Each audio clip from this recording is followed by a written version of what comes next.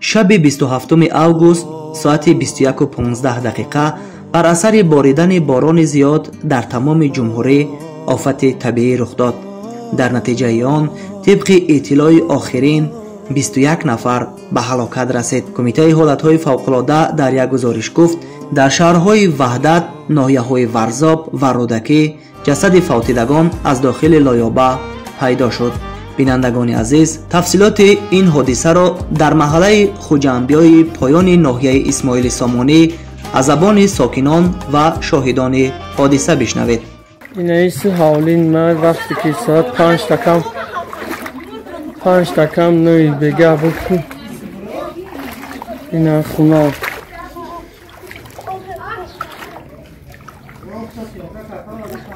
инами хуна ҳамаш инами хеломадагия инаму хуна нигаҳ кар анаму хуна ки рафтагия ба хуна ҳамсӯра рафтагия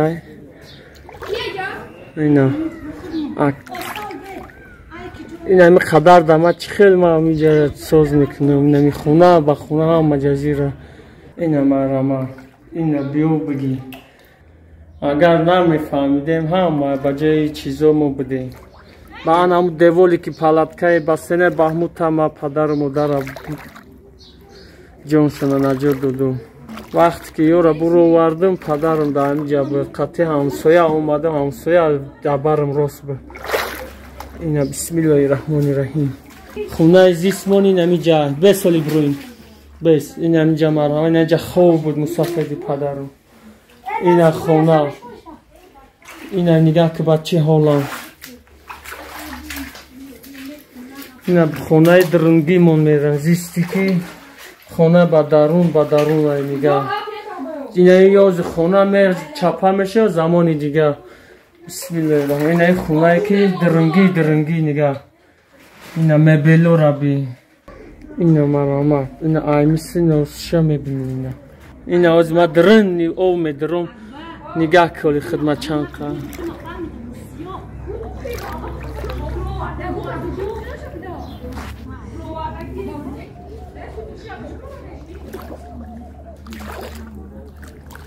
шаби ҳодиса соати тахминан ами 11 ба 11 буда мехебуд дар шаб дар ҷога будем да хеле хоб. Як бор додарам омад ки сел омад, ма гуфтам ки хай сел омада тайёр шавем. Гуфтам биромадам дидам ки обам хеле ҳастай на биромада. Дим бора гуфтам таваккал ба худо гуфтам хай хобам мардум будаку ҳама хоб доштан.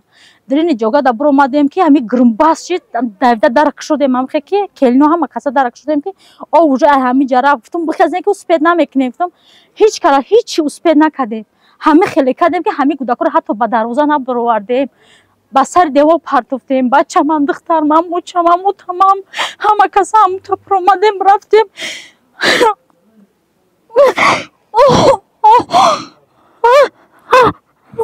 ҳола бинохи трактор медӯя рус мекуна бировардан наметуна.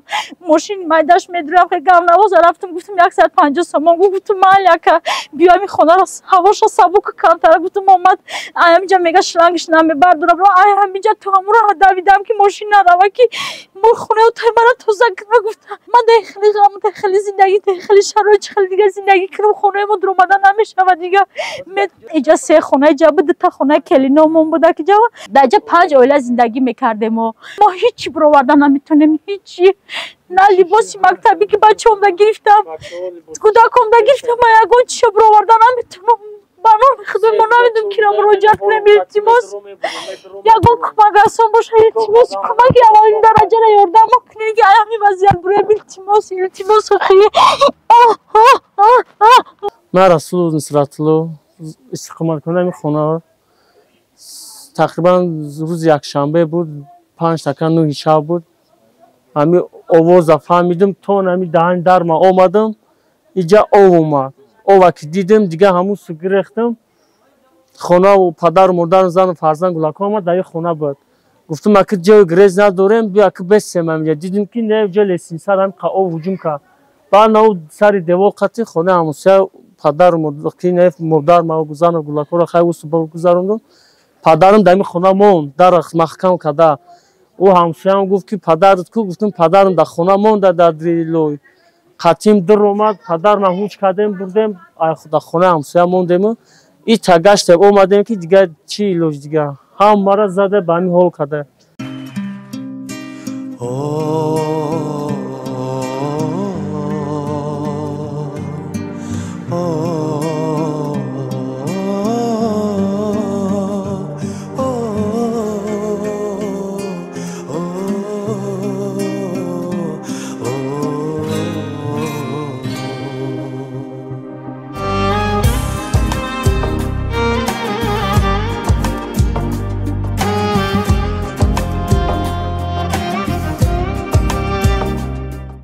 شب امین نماز نخوندم خوب علم یا قرآن گفتم میتون بود نخونده رفتم این همسایه اومدم بیرون حالا خیلی دل اومد اون وقت این نبود اون اومدم این همسایه ای نمازا اومدم دل همه لغت علم موقع خبر Diyorum hem kalemle şöyle innoy hani o da böyle şey üstüne kalem inno hani böyle onunla ilerle son önemli olmuyor insanlar ne Sela televizyon mu diyor Haydar Omar? ay khunay ham soya ay evoli ham soya ay evoli not ay evoli mayo ya evoli hoy ngani en ona anu sol ay mayo ona an oya رئیس محله اومد چی کمک کردن؟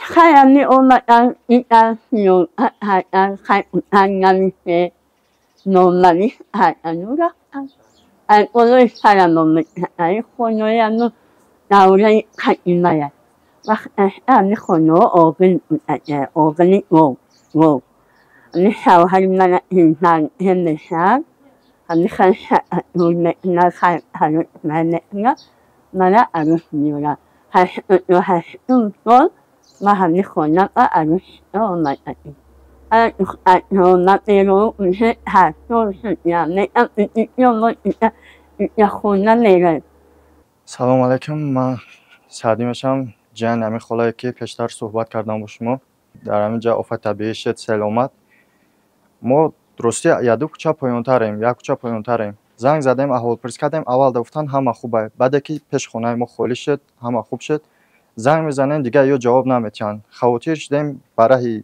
کلان اومدیم خونهشون میبینیم همه گریه و زوره داره همین کوشش دارن که همین اشیاء خونهشون برورن همین جای نمی حال شو به یک عذاب آوردیم همیارا نجات دادیم چقدر اسپید کردگیمون خونه دیگه امکانیت زندگیش نیست هم اللهش دیگه آورنش دیگه امکانیت نداره این خلاجان دو دخترش که صغیره کلانش دگن تنها هم بیمار دینن اگر امکانیتش باشه کمک نی یا زنن دیگه نمیتونن که صاحب یگان خونه شوند چند قیتونستان در سالهای دراز کوشش کردن همه قوابات کردن که همه زحمتاشون اینا باید دست رفت ماگازین با ای حال آمده این شو او همه برو وردیم میگه تونیم شو او